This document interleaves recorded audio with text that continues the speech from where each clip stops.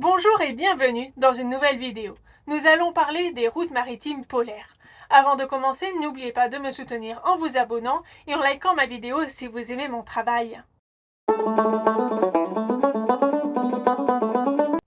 Le 13 octobre 2025, la Chine a battu un record de traversée arctique avec le porte-conteneurs Istanbul Bridge qui a relié Ningbo à Felixstowe en 20 jours, soit la moitié du temps nécessaire via le canal de Suez. Deux routes maritimes polaires se trouvent en Arctique, le passage du Nord-Est ou route maritime du Nord qui longe les côtes russes et le passage du Nord-Ouest qui traverse les détroits de l'archipel canadien. Quels sont leurs enjeux, en quoi consiste leur trafic et comment le droit international les appréhende-t-elle? Il faut d'abord comprendre que la Convention des Nations Unies sur le droit de la mer, ou Convention de Montego Bay, est une convention cadre qui a besoin d'autres instruments afin de la mettre en œuvre. Ainsi, de nombreuses conventions internationales viennent implémenter les règles prévues par Montego Bay. L'Organisation maritime internationale, l'OMI, forte de son caractère universel, participe à compléter la Convention de Montego Bay, comme par l'adoption de la Convention MARPOL concernant la lutte contre la pollution provenant des navires. S'il existe des documents juridiques spécifiques à la protection de l'environnement arctique, la plupart sont élaborés dans le cadre du Conseil de l'Arctique, de l'OMI ou du Programme des Nations Unies pour l'environnement, PNUE, et revêt le caractère de soft law qui est dépourvu d'effets juridiques et donc non contraignante. Des avancées ont été réalisées ces dernières années, comme l'interdiction progressive entre 2024 et 2029 du transport de fioul lourd en zone arctique. Il faut également citer l'adoption du Code polaire entré en vigueur en 2017. Ce recueil international de règles applicables aux navires exploités dans les eaux polaires, élaboré et adopté par l'Organisation maritime internationale, vient harmoniser le droit applicable en reprenant les prescriptions en matière de sécurité des grandes conventions maritimes internationales afin d'instaurer des normes minimales et de prévenir les incidents dans les régions polaires qui peuvent provoquer des catastrophes humaines mais aussi environnementales. La Convention des Nations Unies sur le droit de la mer donne aux États côtiers, à l'article 234, le droit d'adopter et de faire appliquer des lois et règlements non discriminatoires afin de prévenir, réduire et maîtriser la pollution du milieu marin par les navires dans les zones recouvertes par les glaces et comprises dans les limites de la zone économique exclusive. Un rôle majeur dont ils se sont saisis. Mais au-delà de cet objectif de lutte contre la pollution, les deux principaux États côtiers de l'Arctique, qui sont la Russie et le Canada, cherchent à contrôler le trafic sur les routes longeant leurs côtes respectives en violation du droit international et notamment en ce qui concerne le principe de liberté de la navigation.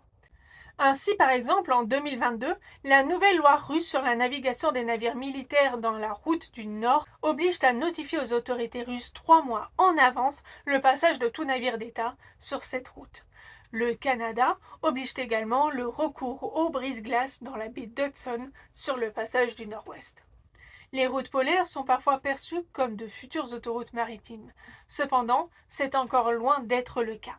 En outre, il est intéressant de se pencher sur le type de navire empruntant ces routes. Les très petits bateaux, de pêche notamment, sont majoritaires, tandis que les porte-conteneurs et autres vracriers ou pétroliers se comptent sur les doigts de la main, malgré une hausse ces 10 dernières années. De manière générale, la fonte actuelle de la banquise causée par le réchauffement planétaire a déjà permis au trafic maritime d'augmenter de 25% entre 2013 et 2019, comme l'estime le Conseil de l'Arctique. Il existe deux types de navigation, le trafic de transit et le trafic de destination. Le trafic de transit correspond à l'utilisation par des navires d'une grande route qui passe par l'Arctique où ils ne s'arrêtent pas. Le commerce maritime n'emprunte pas ces routes à l'heure actuelle, donc ce type de trafic est quasi inexistant. Concernant le passage du Nord-Ouest, il s'agit principalement de navires de plaisance, puisque seulement 1 ou 2 navires de commerce y transitent chaque année.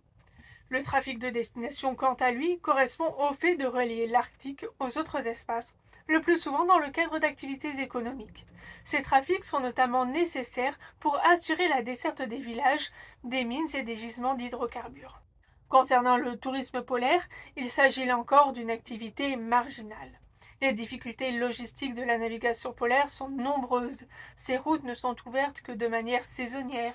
Les navires doivent répondre à des normes spéciales afin de supporter le climat extrême et la glace, ce qui engendre des coûts de construction très élevés, sans compter celui des assurances. En effet, emprunter ce passage reste risqué. En cas de problème, il n'y a pas de port bénéficiant des équipements nécessaires.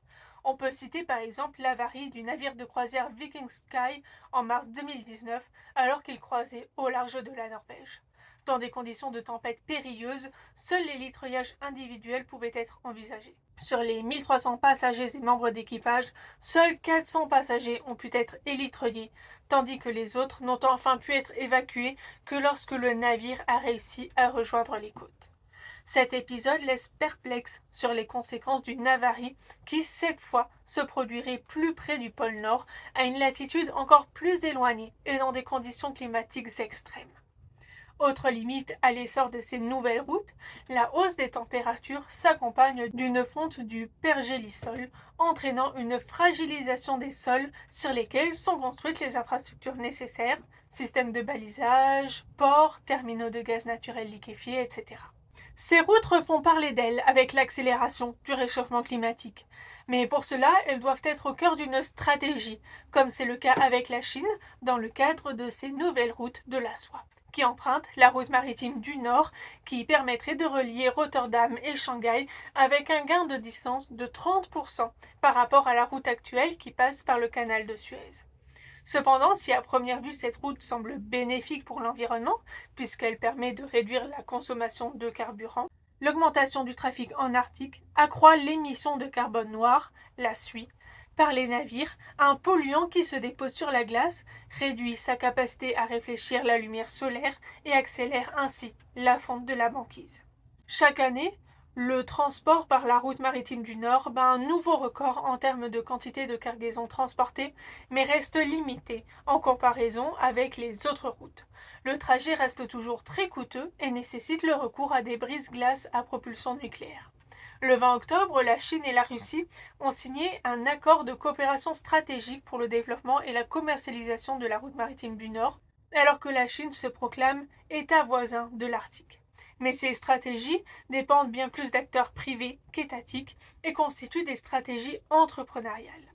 Plusieurs grands groupes de transport maritime, CMA-CGM, Hapag-Lloyd ou encore le croisiériste MSC, ont annoncé qu'ils n'emprunteront pas les routes polaires, cela avant même le début de la guerre en Ukraine suite à l'invasion russe du pays. Des entreprises sont également engagées à ne pas utiliser ces routes pour le transport de leurs produits, répondant à l'appel de l'ONG Ocean Conservancy, comme Nike, H&M, Asos ou encore Puma. Si ces engagements apportent une certaine garantie, ces groupes ne changent pas pour autant leur stratégie, puisque le transport par les routes polaires n'a jamais figuré dans leur programme. Ainsi, les routes polaires font l'objet de stratégies commerciales privées qui restent minoritaires, mais représentent également, pour les États riverains, des enjeux de souveraineté. Dans ce contexte géopolitique intense, le droit international peine à s'imposer. J'espère que cette vidéo vous aura été instructive et que vous apprécierez également les prochains épisodes. À bientôt dans une nouvelle vidéo.